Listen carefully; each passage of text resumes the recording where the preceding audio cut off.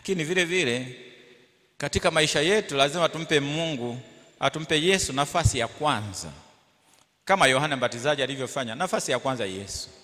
Tumesikia katika somo la pili anasema, mimi ni mdogo kuliko huyo, sistahili kuregeza gidamu ya viatu vyake. Nafasi ya kwanza Yesu.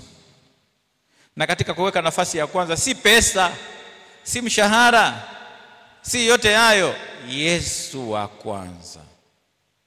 Ndugu zangu wapendwa wa makatekista,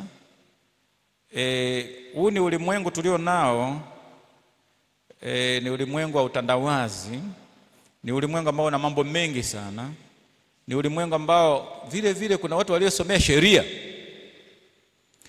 Na katika kusomea sheria hizo, pengine vile vile ni marafiki zetu.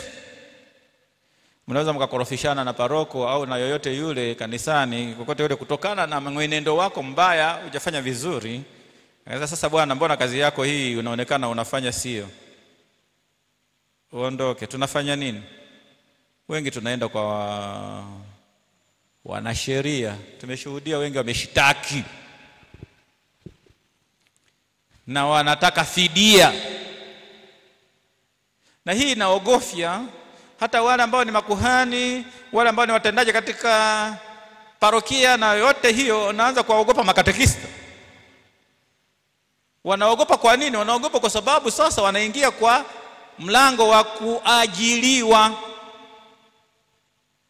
Si tena wito, ila tumeajiriwa sisi. Na kwa sababu imetokea hivi, na ni mimi nimefanya ni upuuzi, hapana, naenda mahakamani, nataka fidia. Wengi wamepata fidia.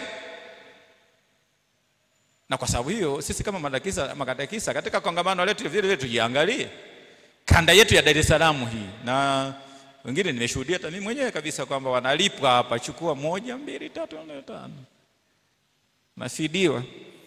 Kwa hiyo tuangalie tusije tukaogopwa.